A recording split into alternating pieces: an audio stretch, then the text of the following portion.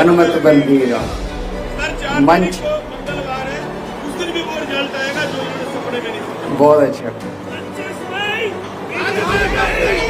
25 मई 25 मई 25 मई 25 मई।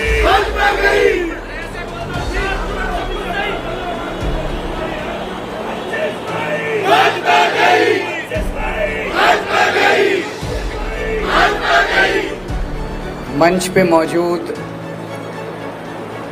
श्री गोपाल राय जी, संदीप पाठक जी, शैली ओबराय जी, आले मोहम्मद जी, दुर्गेश पाठक जी, गोयल साहब और सामने बैठे हुए मेरे सभी प्यारे काउंसलर भाइयों और बहनों, आप सब लोगों को मेरा नमस्कार, सबको मेरा प्रणाम।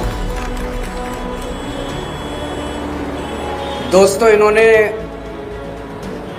जेल तो भेजा था ये सोच के कि केजरीवाल को जेल भेज देंगे और उसके बाद इनकी पार्टी बिखर जाएगी, इनके काउंसलर बिखर जाएंगे, इनके एमएलए बिखर जाएंगे, आधे एमएलए को तोड़ लेंगे, आधे काउंसलर को तोड़ लेंगे, एमसीडी में इनकी सरकार गिरा देंगे, दिल्ली में इनकी सरकार गिरा देंगे। नतीजा बिल्कुल उल्टा हुआ इनका। हम हमेशा कहते थे कि आम आदमी पार्टी पार्टी नहीं है, हम सब लोग एक परिवार हैं। रोजमर्रा की जिंदगी में वो साबित भी होता था जिस तरह से हम एक दूसरे के सुख दुख में काम आते थे। लेकिन एक तरह से ये सबसे बड़ी विपदा आई थी जब इन्होंने मुझे गिरफ्तार किया। तो दो चीजें हो सकती थी, एक ये कि हम सारे मायूस होके इधर उधर बिखर जाते, लेकिन वो नहीं हुआ।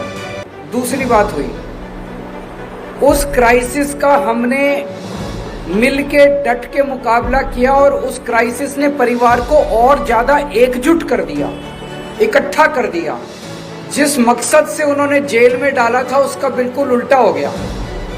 जितनी भावनाएं और जितना भावुकपन लोगों के, आप सब लोगों के बीच में था, हमारे पदाधिकारियों में, काउंसलर्स में, वॉलंटियर्स में, विधायकों में, उस इमोशंस ने सबको, परिवार को एकजुट कर दिया।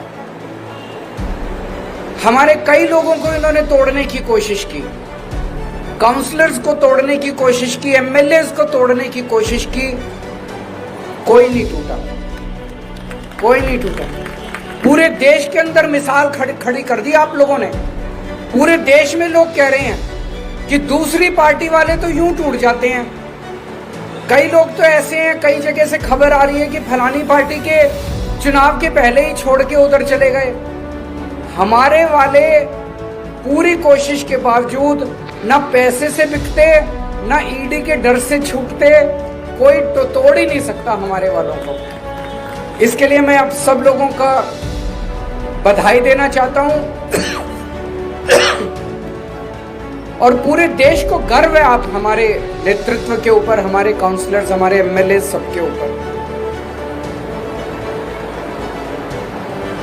जैसे कहा जाता है ना कि यदा, गीता में लिखा, यदा यदा ही धर्मस्य ग्लानिर्भवति भारत। जब जब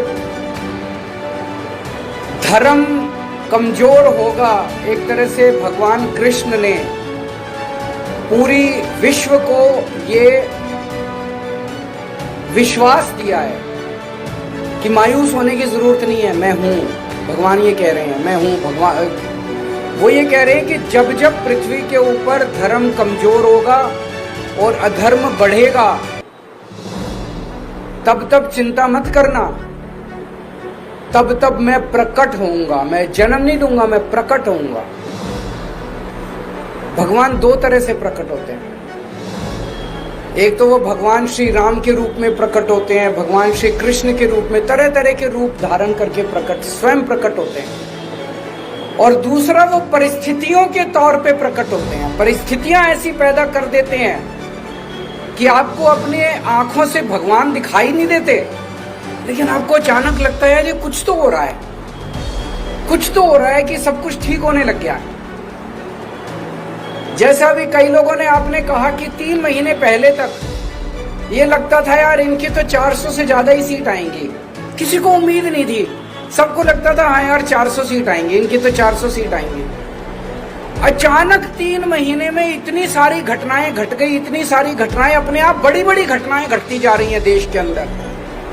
आज शर्त इस बात की नहीं लग रही देश के अंदर कि 400 सीट आएंगी, शर्त इस बात की लग रही है कि 250 सीट आएंगी कि नहीं आएंगी। ये क्या है?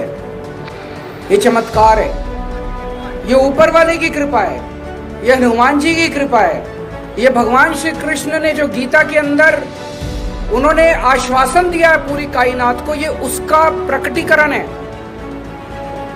ये आपको पता नहीं चलेगा लेकिन कुछ हो रहा है चारों तरफ। मेरे को जब गिरफ्तार किया मुझे लग रहा था 6-7 महीने तो अब जेल में रहना पड़ेगा।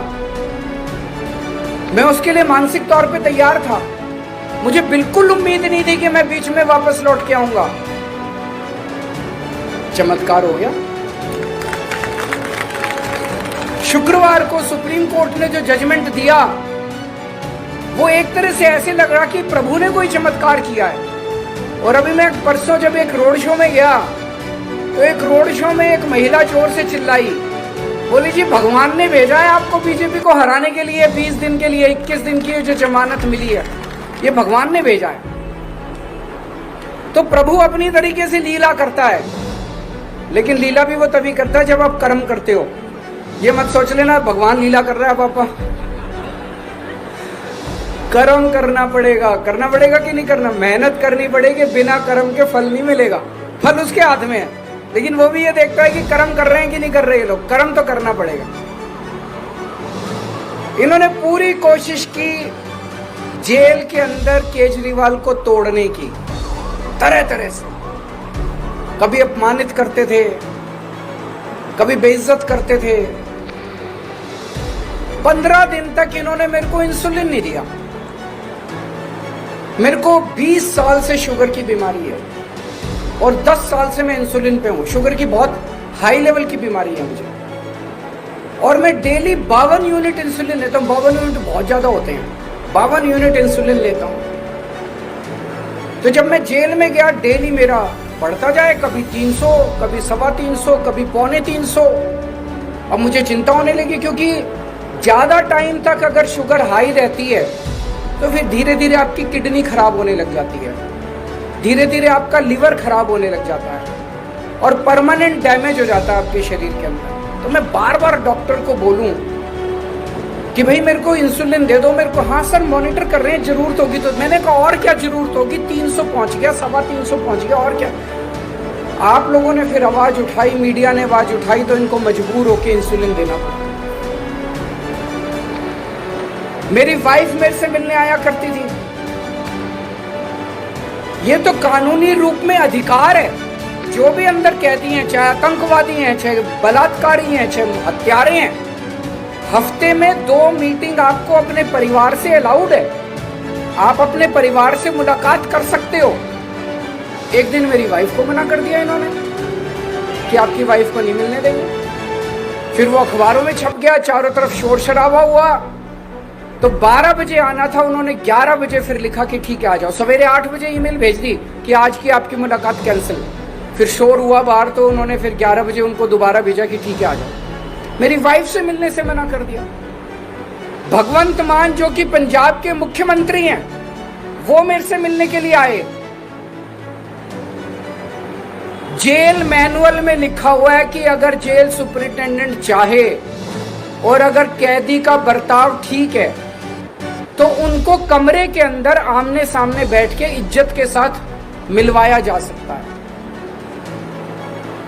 मैं भी दिल्ली का मुख्यमंत्री, मैंने अभी इस्तीफा नहीं दिया था। वो पंजाब के मुख्यमंत्री, उन्होंने भी चिट्ठी लिखी। पंजाब के डीजी पुलिस ने चिट्ठी लिखी कि पंजाब के मुख्यमंत्री आ रहे हैं, आप कमरे के अंदर दोनों को मिलवाने का इंतजाम। उन्होंने जाली जो जेल है, जेल की जाली जो आप पिक्चरों में देखते हो, जाली के उस पार भगवंत मान और जाली के इस पार, तो बेइज्जती कर रहे थे। और इसका मेरे को क्या फर्क पड़ता है, हम वैसे बात कर ली हमने। लेकिन उनका मकसद केवल अपमानित करना था, उनका मकसद केवल बेइज्जत करना था। मेरे सेल में 2-2 सीसीटीवी कैमरे लगा रखे थे। मैं कितने बजे उठता हूँ, कितने बजे लेटता हूँ, कितने बजे खाना खाता हूँ, क्या टीवी चैनल देखता हूँ।